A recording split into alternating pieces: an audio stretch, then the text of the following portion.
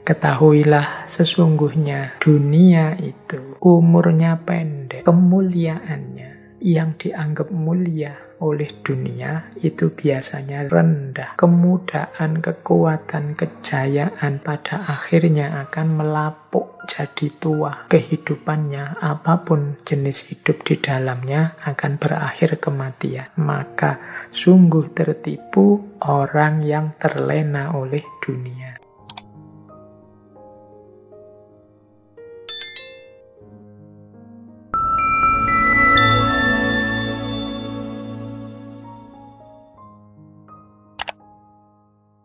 Assalamualaikum warahmatullahi wabarakatuh. Bismillahirrahmanirrahim. Mahkota seseorang adalah akalnya. Derajat seseorang adalah agamanya. Dan kehormatan seseorang adalah budi pekertinya. Jadi mahkota seseorang adalah akalnya. Mahkota itu kan di kepala, menjadi kebanggaan, sumber, simbol dari kesuksesan, keberhasilan. Dan itu kuncinya adalah akal. Jadi kalau kita serius mendayagunakan akal, memanfaatkan anugerah Allah dalam bentuk akal budi, insya Allah hidup kita akan sukses, jaya, berhasil. Makanya akal kita jadi mahkota. Mahkota seseorang adalah akalnya. Nah, yang selanjutnya derajat seseorang adalah agamanya. Dengan beragama, level atau derajat kita akan ada pada tempatnya. Beragama itu kan memposisikan diri kita sesuai dengan tuntunannya Allah. Baik sebagai hambanya maupun sebagai khalifahnya. Dengan kita menjalani, menetapi prinsip-prinsip dan ajaran agama, kita masih bermartabat sebagai manusia. Jadi berarti hidup kita hidup yang punya orientasi, hidup yang tidak asal-asalan, hidup yang punya pedoman dan rujukan. Ini menjaga kita ada di level martabat kita sebagai makhluk Allah yang paling disayang, paling diistimewakan. Jadi ini makanya istilahnya derajat kita, tingkat dan posisi kita. Kalau kita meninggalkan agama, ya kita akan jatuh pada derajat yang rendah. Kalau Al-Quran menyebutnya asfala safilin. Level kita anjlok. Baik, ini nasihat dari Khalifah Umar. Dan kehormatan kita adalah budi pekerti, akhlak. Orang yang tidak berakhlak, ya berarti dia kehilangan kehormatan dirinya. Orang yang tidak berakhlak itu orang yang tidak menjaga martabat kemanusiaannya. Jadi ini sudah sering di banyak sesi kita menjelaskan pentingnya akhlak, pentingnya budi pekerti. Semoga teman-teman tidak lupa dan secara serius masih berkomitmen untuk senantiasa menghidupkan akhlak dalam keseharian kita.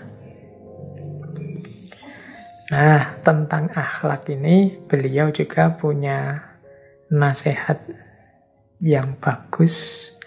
Kata beliau, ajaklah seseorang kepada Islam meskipun tanpa melalui kata-kata.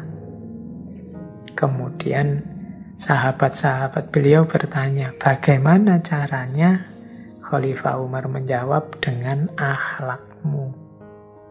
Jadi, mari kita membuat orang tertarik, membuat orang terkesan, membuat orang sadar tentang benarnya dan baiknya ajaran Islam melalui perilaku dan tindakan kita, melalui akhlak kita.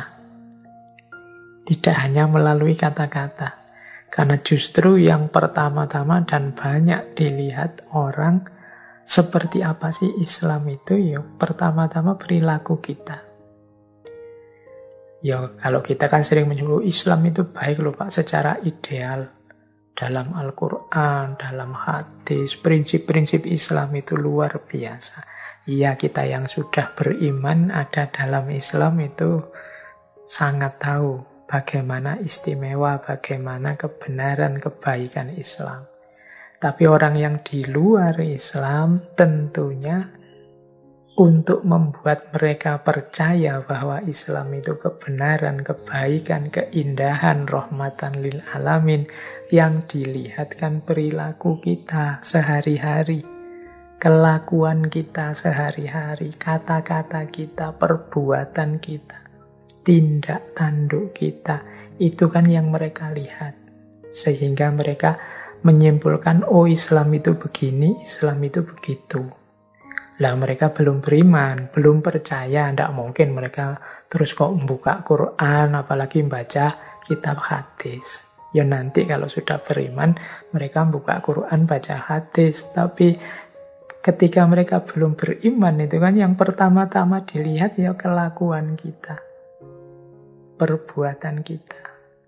Jadi mari kita mengajak seseorang ke dalam Islam dengan akhlak, dengan tingkah laku, dengan perbuatan. Tidak hanya lewat kata-kata. Ya meskipun kadang-kadang penjelasan kata-kata itu perlu, tapi pasti lebih menyentuh, lebih membuka mata orang kalau itu kita hidupkan dalam perilaku kita sehari-hari. Banyak kisah-kisah sahabat, banyak kisah-kisah zaman dulu para salafus soleh yang perilaku mereka membuat orang tertarik untuk datang dan masuk Islam. Jadi ini pelajaran dari Khalifah Umar juga untuk kita semua, bahwa kita ini yang muslim meskipun statusnya bukan dai, bukan mubaligh, tapi kelakuan kita, perilaku kita, keberagamaan kita, hakikatnya akan mempromosikan, akan menunjukkan pada orang lain seperti apa itu Islam. Baik, ini mungkin jadi kesadaran kita semua ya. Jangan sampai kita yang jadi hijabnya Islam. Ada satu kalimat yang populer sekali dari Muhammad Abduh, seorang pembaharu dari Mesir yang insya Allah teman-teman kenal karena pernah kita kaji di satu sesi ngaji filsafat kita. Beliau menyatakan al-Islamu mahjubun bil muslimin. Jadi al-Islamu mahjubun bil muslimin itu maksudnya kehebatan, keindahan, kebenaran Islam itu tertutupi oleh perilaku umat Islam. Islam tertutup oleh umat Islam.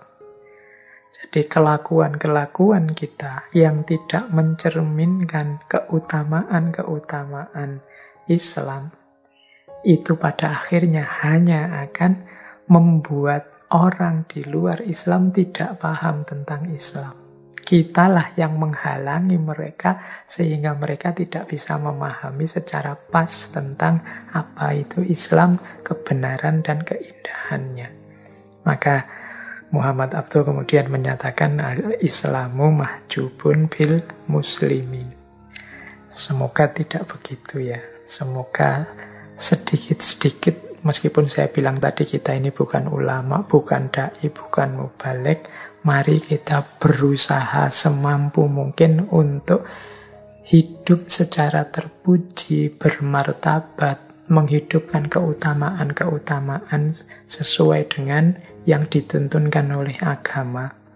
Sehingga nanti orang melihat kita bisa paham bahwa oh itulah kebenaran, keindahan, keutamaan Islam. Jangan sampai sebaliknya. Kelakuan-kelakuan merusak, kelakuan-kelakuan zalim, kelakuan-kelakuan menyakiti yang lain, menghancurkan harmoni hidup yang kita lakukan. Khawatirnya nanti orang salah paham terhadap Islam gara-gara kelakuan kita. Maka tadi Khalifah Umar menasihati kita, ajaklah seseorang kepada Islam meskipun tanpa melalui kata-kata. Bagaimana caranya? Dengan akhlakmu. Baik, jadi ini dua pesan penting yang menurut saya harus sering kita ingat-ingat. Baik, sekarang kita masuk ke tema yang lain. Hikmah yang lain yang berasal dari Khalifah Umar bin Khattab. Satu ketika beliau bilang seperti ini. Ma ubali ala ayyi halin asbahtu. Ala ma uhibbu au ala ma akrahu. Wa dzalika li'anni la adril khaira fima uhibbu au fima akrahu. Ini kalau diartikan, saya tidak peduli kondisi apa yang menimpaku, yang terjadi denganku di satu pagi, di pagi hari. Apakah kondisi yang aku sukai ataukah kondisi yang aku benci? Karena aku tidak tahu mana yang baik, apakah ada dalam yang aku sukai ataukah yang aku benci. Jadi ini sebenarnya nasihat pada kita untuk tidak terlalu memanjakan anggapan-anggapan kita tentang apa yang kita senangi atau apa yang kita benci. Kadang-kadang dalam apa yang kita benci, di situ ada kebaikan-kebaikan. Dalam apa yang kita senangi, kita tidak sadar ada beberapa unsur keburukannya. Maka jangan terlalu dipedulikan kondisi batin kita tentang warna hidup kita atau tentang sesuatu. Apakah itu kita sukai atau tidak. Suka dan tidak suka kita itu sering menipu. Orang itu kalau sedang seneng atau suka dengan sesuatu, itu kan rasanya yang dia senengi itu baik semua, jeleknya tidak kelihatan. Sebaliknya, orang kalau sudah tidak suka dengan seseorang atau sesuatu, ya rasanya sesuatu atau seseorang itu jelek semua, tidak ada baiknya. Kalau ada orang yang sedang senang, kemudian ditunjukkan, ini loh orang yang saya sukai, prestasinya ini. Nah, kalau ditunjukkan, lah kalau yang ini, kesalahan ini, kekeliruan ini, oh, dia tetap tidak peduli. Pokoknya dia yakin yang disenangi itu baik. Sebaliknya juga begitu. Orang kalau sudah tidak senang, oh, dia terus mendaftar, ini loh jeleknya orang yang tidak saya senangi ini. Dia salah di sini, keliru di sini, di sini. Kemudian orang mengingatkan, loh dia ada baiknya juga loh, ini. Dia tetap tidak akan peduli dengan kebaikan-kebaikan itu. Nah ini yang anggapan tentang ma'uhibbu wa ma'akrohu. Anggapan-anggapan kita itu jangan terlalu dimanjakan. Karena kita itu sering terdistraksi, sering tertipu oleh giringan rasa suka dan rasa benci. Maka gunakanlah standar-standar yang lebih objektif, tidak sekedar ma'uhibbu atau ma'akrohu. Jadi kebaikan, kebenaran, keindahan dengan standar-standar yang lebih universal, lebih paten. Jadi tidak sekedar mana yang aku suka dan mana yang aku benci. Siapa tahu sesuatu yang semula engkau benci, akhirnya engkau sayangi, atau sebaliknya siapa tahu yang semula engkau sayangi, kemudian entah karena peristiwa apa, kemudian engkau benci. Jangan lupa hati kita, kolbu kita itu suka terbolak-balik. Allah lah yang membolak-balik hati. Jadi jangan sampai kebencian kita yang berlebihan, kemudian justru hati kita kemudian dibalik oleh Allah. Setelah itu lahir cinta, lahir suka, atau sebaliknya. Jadi makanya jangan mudah terdistraksi oleh rasa ini. Baik, jadi itu kearifan yang pertama, pelajaran dari Khalifah Umar, untuk kita tidak tertipu oleh kesukaan atau kebencian kita terhadap sesuatu. Kemudian beliau juga menasehati kita ala annad dunya baqa'uha qalilun wa azizuha dalilun wa syababuha yahrum wa hayyuha yamutu fal mahruru man ihtarra biha. Ketahuilah sesungguhnya dunia itu baqa'uha qalilun, umurnya pendek, wa azizuha dzalilun, kemuliaannya yang dianggap mulia oleh dunia itu biasanya dzalilun, rendah. Wa syababuha yahrumu, kemudaan, kekuatan, kejayaan pada akhirnya akan melapuk jadi tua. Wahayyuha yamutu, kehidupannya apapun jenis hidup di dalamnya akan berakhir kematian. Fal mahruru man ihtarra biha, maka sungguh tertipu orang yang terlena oleh dunia. Ini menasehati kita kalau tentang dunia itu jangan sampai segitunya deh. Jangan sampai seolah-olah kegagalan kita di dunia adalah kegagalan segalanya. Misalnya untuk hal duniawi kita mengusahakan apa, kok gagal, tidak sukses-sukses. Tentang hal duniawi kita mengupayakan apa, kok tidak beres-beres dan lain sebagainya. Jangan sampai kita putus asa karena dunia. Karena dunia itu sendiri sifatnya singkat, kemudian isinya remeh, rendah. Yang muda, yang kuat, yang jaya pun pada saatnya akan melapuk, turun tua. Yang hidup, yang bersemangat, yang bergairah pada saatnya juga akan mati.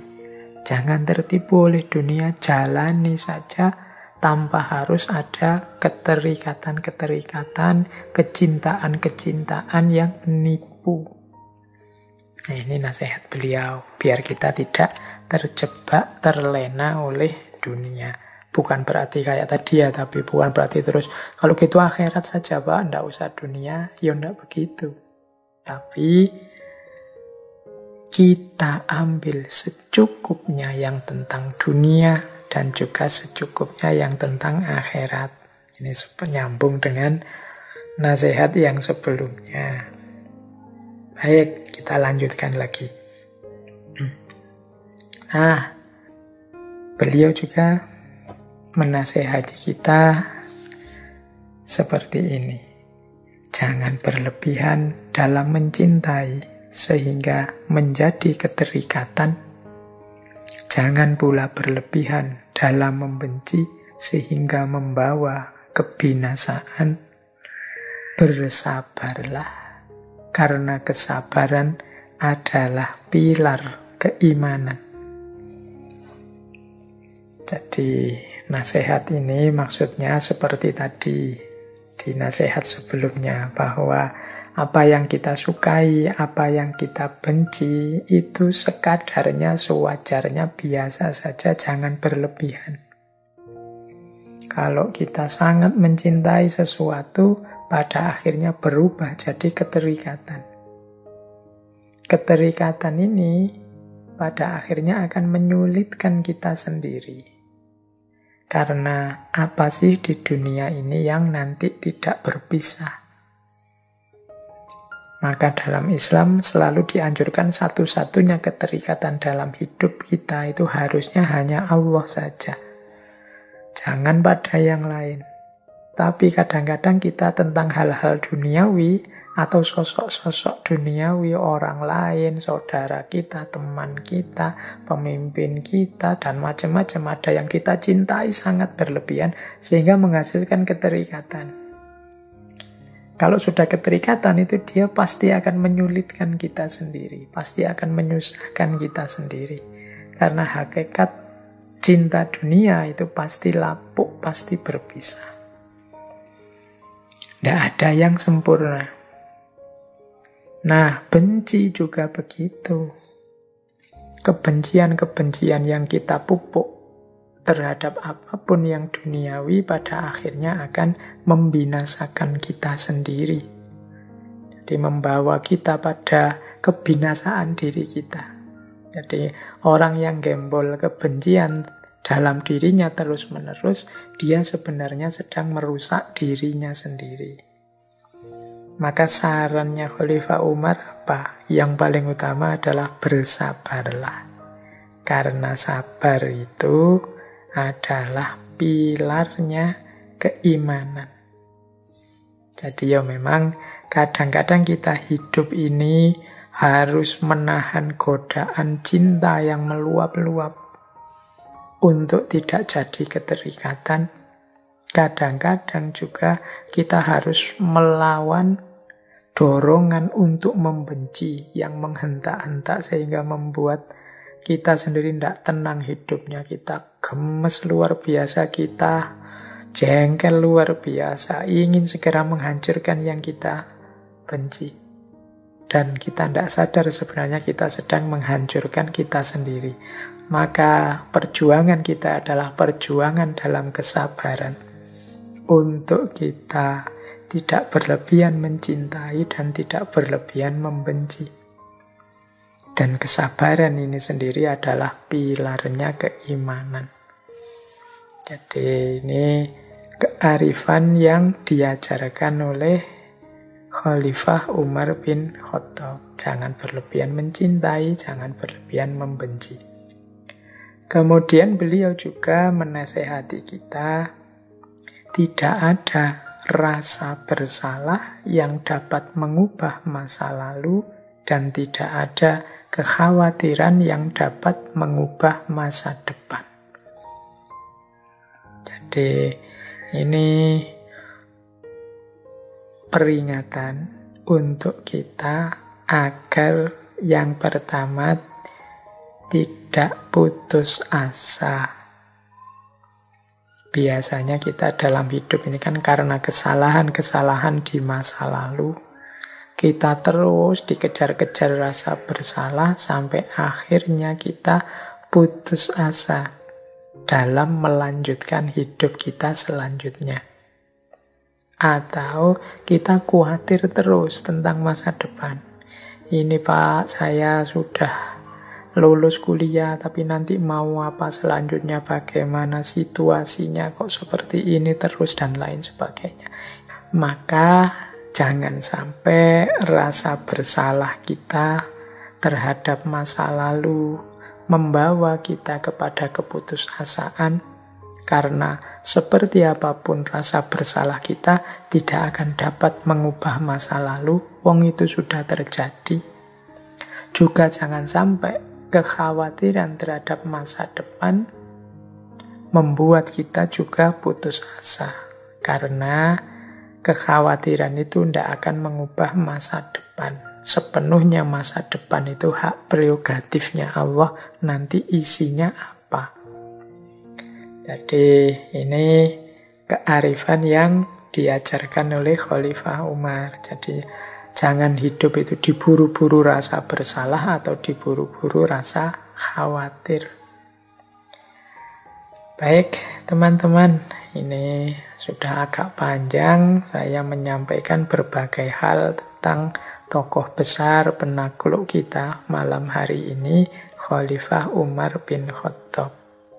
Sebagai penutup, mungkin juga teman-teman sudah mendengar bahwa ternyata akhir hidup Khalifah Umar bin Khattab ini, beliau terbunuh di tangan seorang budak Majusi yang bernama Abu Abu Lu'lu'ah.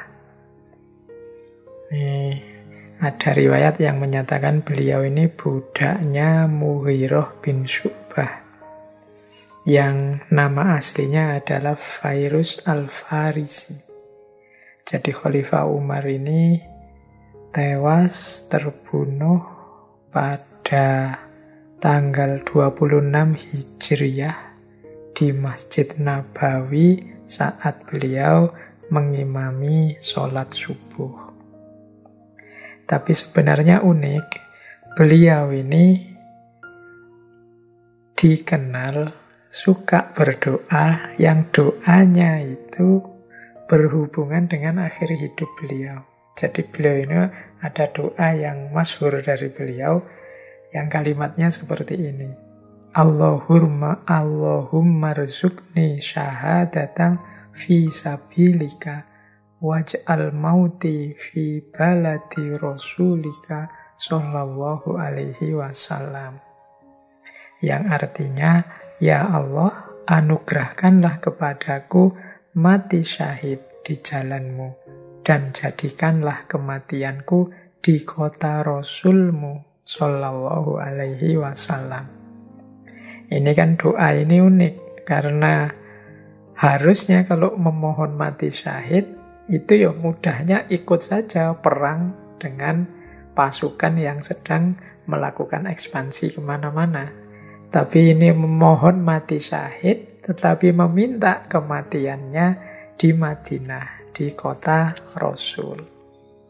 Makanya ketika beliau berdoa seperti ini putri beliau heran, putri beliau Hafsah itu bertanya, wa anna yakunu hadza? Bagaimana yang seperti itu bisa terjadi, memohon syahid tapi di Madinatul Rasul, padahal kota Madinah sedang aman-amannya, sedang jaya-jayanya. Tapi Khalifah Umar menjawab, ya'tillahu bihi idza syaa. Allah akan mengabulkannya jika ia menghendaki. Dan akhirnya memang terkabul, beliau syahid, dan syahidnya di Madinah, bahkan di Masjid Nabawi.